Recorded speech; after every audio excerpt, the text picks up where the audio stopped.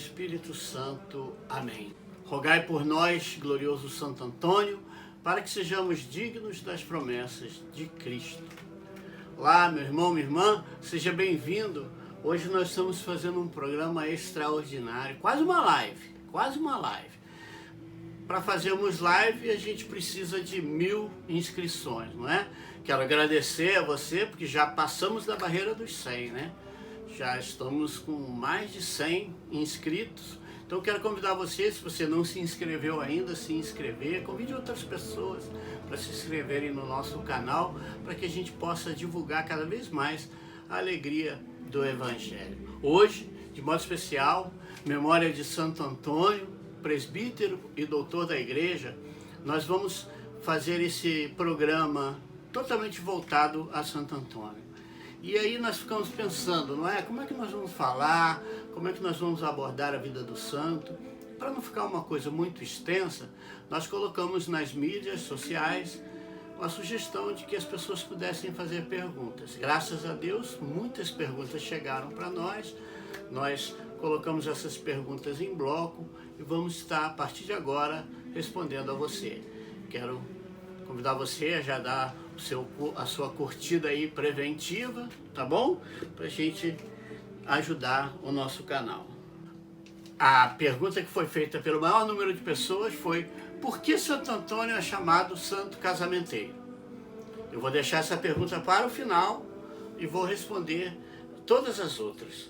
E aí a gente vai saber muita coisa da vida de Santo Antônio, inclusive por que ele é chamado do Santo Casamenteiro. Em que país nasceu e aonde passou a maior parte de sua vida o santo? Pergunta feita pelo Rafael Morani, do Rio de Janeiro. Santo Antônio nasceu em Lisboa, Portugal, no ano de 1195. O nosso santo nasceu no dia 15 de agosto de 1195, na cidade de Lisboa, em Portugal. Filho de Martinho de Bulhões, um nobre que participou das cruzadas que reconquistaram o reino de Portugal do poder dos mouros, e Dona Teresa Taveira, que era descendente da família real portuguesa. Nasceu num berço nobre, mas não nasceu Antônio. Foi batizado com 8 dias na antiga Sé de Portugal e recebeu o nome de Fernando de Taveira e Bulhões. Assim nasceu o nosso santo. Viveu como Fernando, educado pela sua mãe, criado pelos seus pais na fé católica, um tio seu, provavelmente seu padrinho, que era mestre-escola na escola da catedral, recebeu para os estudos quando ele tinha aí por volta dos 10 anos, e aos 15 anos ingressou no convento, iniciando a sua vida religiosa. Viveu em Portugal por depois de entrar na vida religiosa, 11 a 12 anos. Aqui eu já quero responder a pergunta do nosso amigo Rafael, de Piedade, no Rio de Janeiro. Ele pergunta se o santo participou de alguma congregação religiosa antes de ser franciscano. Em 1210, Santo Antônio ingressa no convento de São Vicente de Fora, onde esse seu professor, padrinho, era cônego. Esse convento foi construído fora da cidade de Lisboa por Dom Afonso I, como manifestação da glória de Deus, porque Dom Afonso reconquistou Portugal do poder dos mouros. E foi entregue esse convento aos cuidados dos cônegos regulares de Santo Agostinho. Santo Antônio entra aí, faz o noviciado durante um ano, o chamado tirocínio, não é? Depois de um ano, faz os seus votos perpétuos e permanece na congregação, aonde, com a idade de 24 anos, é ordenado sacerdote. Se torna padre na ordem dos cônegos regulares de Santo Agostinho. Mas tem um detalhe, ele primeiro foi para esse convento de São Vicente, mas como ele queria muito buscar a Deus e toda hora vinha alguém da família dele visitá-lo, algum conhecido, algum parente, ele pediu ao seu superior para que ele continuasse os seus estudos fora dali, porque ele não conseguia se concentrar nos estudos, se concentrar na contemplação. E aí foi permitido a ele. E aí ele foi para a cidade de Coimbra, onde em 1219 ele foi ordenado sacerdote. Interessante. E aqui nós já vamos responder também a pergunta da Selma, que nos pergunta em que momento Santo Antônio teve o chamado para a vida franciscana. Como padre já e como cônego regular de Santo Agostinho, Santo Antônio exercia a função de porteiro. E nessa função, aquele monge, aquele frade que está ali, recebe as pessoas que passam, né? Os peregrinos, muitas vezes os mosteiros na Idade Média davam hospedagem. Santo Antônio recebeu 5 frades franciscanos que estavam a caminho do norte da África, onde iriam pregar o Evangelho de Jesus Cristo aos infiéis, né? Os mouros. E ouvindo aqueles frades falar da alegria que estavam em ir em missão, provavelmente a caminho da morte, o coração de Padre Fernando se aqueceu. Se aqueceu porque ele desejava isso. Sempre foi um padre muito santo, tremendamente amante da Eucaristia, mas ele começou a sentir que ele queria algo mais. Muito bem, eles foram, não é? E em 16 de janeiro de 1220, portanto nesse ano estamos completando 800 anos, esses 5 frades foram martirizados. O sultão Miramolim, ele primeiro expulsou aqueles frades, eles voltaram. E aí mandou prender, eles fugiram da prisão e voltaram para tentar converter aquele sultão e os infiéis, não é? Dado que chegou num dia que o sultão não aguentou mais, mandou matar aqueles homens. Só com a morte ele os calaria. E aí mandou matar e, curioso, mandou queimar os seus corpos. Como os seus corpos não pegaram fogo, ele mandou dar sumiço. Havia em Portugal o infante Dom Henrique, que era irmão do rei de Portugal, que tinha brigado com ele por questões políticas e estava lá, naquela região. Ele conseguiu pegar os corpos daqueles frades e trazer de volta para Coimbra, que além de ser a sede do convento onde Santo Antônio estava, era a sede do trono de Portugal na época. E aqueles frades foram levados num cortejo de grande honra. E Antônio, que estava na portaria, viu o corpo daqueles frades retornando. Naquele momento, e é chamado aí, não é? O momento da conversão de Santo Antônio, não que ele precisasse converter, ele já nasceu católico. Ele era um padre agostiniano, mas ali a conversão a uma vida missionária. Sendo assim, ele saiu dali, foi procurar um convento vizinho ao mosteiro. O convento tinha sido criado há pouco tempo e o convento era dedicado a Santo Antônio do Egito, ou Santo Antônio do Deserto, que é Santo Antão, um santo muito místico, não muito conhecido, mas que largou tudo para servir a Deus e foi para o deserto. E ali Santo Antônio foi admitido na ordem franciscana e, sendo admitido, recebeu o hábito franciscano. E como era o costume, ao receber o hábito, aquele frade morria para o mundo e nascia para Deus através da ordem dos franciscanos e assim mudava o nome. Ele escolheu o nome do santo que era o padroeiro daquele convento, Santo Antônio. Por isso, assim, a partir daquela data, ele passou a se chamar Santo Antônio. Para os portugueses, Santo Antônio de Lisboa. Para a maior parte das pessoas que assim o conhecem, Santo Antônio de Pádua, porque ele nasceu em Lisboa e terminou seus dias em Pádua, na Itália. Ingressando na ordem dos franciscanos, ele se torna missionário. Tentou até ir para a África como aqueles mártires, mas chegando na África caiu doente, uma doença tropical. Todo o tempo que ficou na África ficou numa cama, sentindo dores da doença. Sendo assim, foi mandado de volta para Portugal. Mas quis a providência que o navio se envolvesse numa tempestade, e aí ele foi parar na Sicília. Depois da Sicília, foi para o sul da Itália, onde ele começou a sua caminhada, não é? Junto aos franciscanos, a sua missão de pregador e de missionário. Foi na Itália que ele teve um encontro com São Francisco, no capítulo geral da Ordem Franciscana, inclusive, e assim começou a percorrer toda a Europa pregando a palavra de Deus e ensinando o Evangelho. A Valéria Cury, de Niterói, mandou uma pergunta, falando assim, perguntando por que ele é chamado taumaturgo, não é?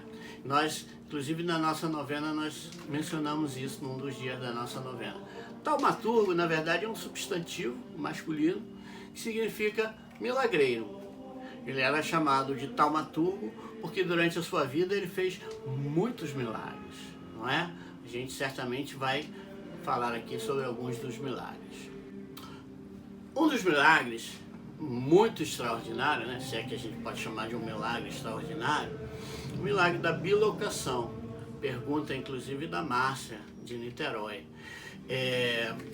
A bilocação é um fenômeno extraordinário que acontece quando uma pessoa está ao mesmo tempo em dois lugares, contrariando, não é, todas as leis da física. Uma pessoa não pode estar em dois lugares ao mesmo tempo, mas em algumas ocasiões aconteceu isso. Numa delas, durante um fenômeno de bilocação, aconteceu um evento que também é uma das perguntas que a gente recebeu da Luciana de Niterói, da questão de um homem morto com quem Santo Antônio conversou. O que acontece? Santo Antônio estava, né, na Itália, fazendo as suas funções, pregando, quando durante a pregação ele ficou meio que paralisado, como que em êxtase, contam, né, os seus biógrafos.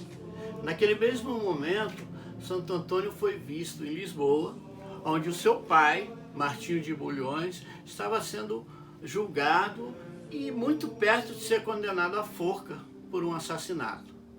Santo Antônio, que era um homem de grande oratória, nós estamos falando aí dos inícios do século XIII, não havia a figura do advogado, não existia faculdade de direito, então aqueles que tinham uma boa oratória atuavam nos julgamentos, não é? Como advogado. Santo Antônio convidou os juízes e as testemunhas, os jurados, a irem a um cemitério. Chegando no cemitério, Santo Antônio mandou que desenterrassem a vítima daquele assassinato. Ao ser desenterrado, Santo Antônio perguntou àquele homem: "Foi Martinho de Bulhões que matou você?" Ao que o homem respondeu: "Não, não foi Martinho de Bulhões que executou esse crime." Terminando de falar, o homem ficou mudo de novo.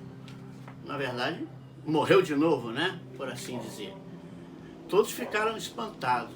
E o curioso desse milagre, querida, é que, para além de todo o extraordinário de Antônio estar em dois lugares ao mesmo tempo, Antônio fazer o morto falar, em primeiro lugar ali, Antônio queria restituir a verdade. Porque é justo que você busque a verdade. O inocente estava para ser condenado. Mas veja, ao perguntar àquele morto quem o matou, ele perguntou apenas se foi Martinho de Bulhões que o assassinou. Aí o defunto disse que não. Santo Antônio não fez a pergunta que talvez eu ou você faríamos. Ele não perguntou quem foi. Esse não era o papel de Santo Antônio. Ele não tinha que acusar ninguém. Jesus já dizia, não é? Não vim para condenar, vim para salvar. Santo Antônio fez aquele morto falar para salvar seu pai da condenação. E aí as autoridades que descobrissem quem foi o verdadeiro assassino. E aí, terminado isso, Santo Antônio desapareceu, não é? E continuou sua pregação na Itália. Esse aí é o milagre do homem morto, não é? Que falou, e da bilocação de Santo Antônio. Temos uma pergunta muito interessante feita pelo Neilton de São Gonçalo, e ele pergunta por que Santo Antônio pregou para os peixes. Santo Antônio certa vez chegou na cidade de Rimini, na Itália. Ele ia de cidade em cidade para pregar o evangelho. Lá chegando, havia os hereges, os cátaros, não é?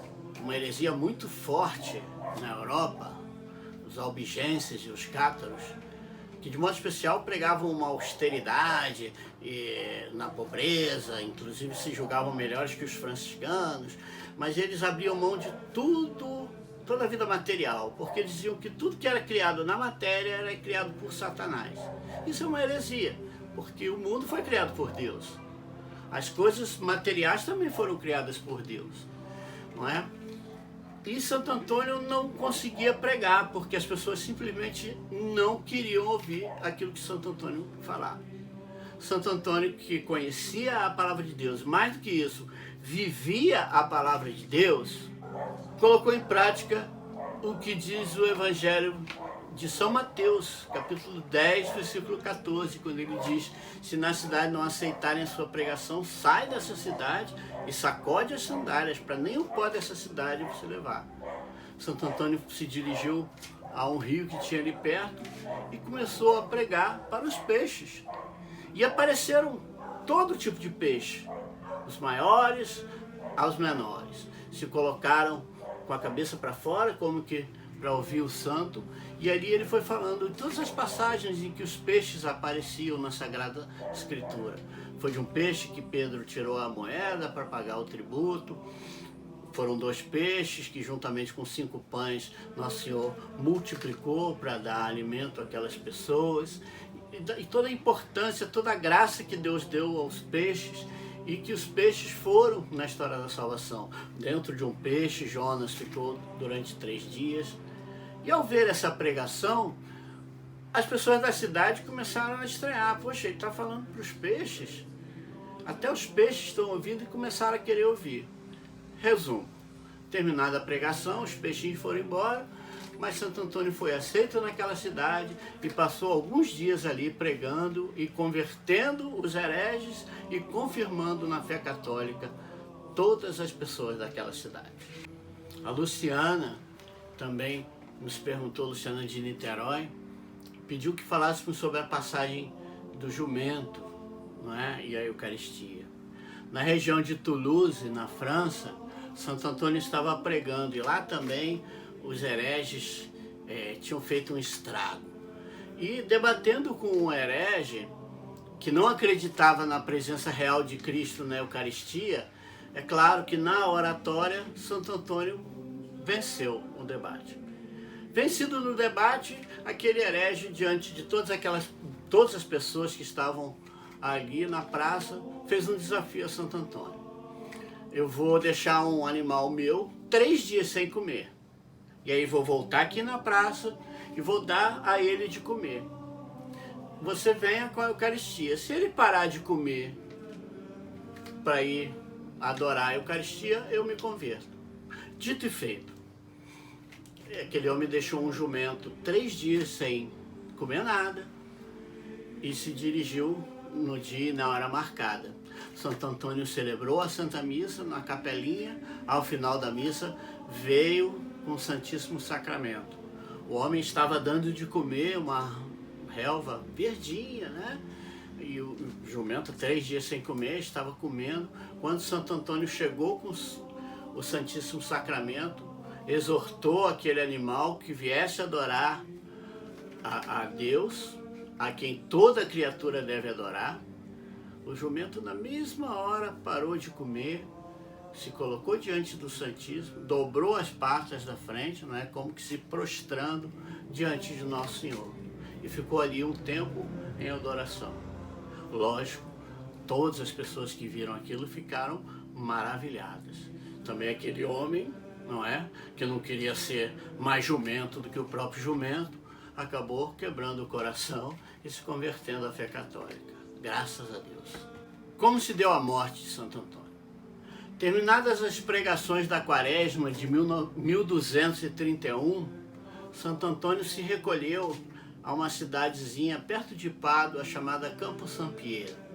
Ele pediu autorização aos superiores, porque ele estava muito abatido, muito cansado, contava aí com 36 anos, mas andava a Europa toda a pé, não é? Era franciscano, se alimentava com o que a providência dava, então maltratava muito o próprio corpo.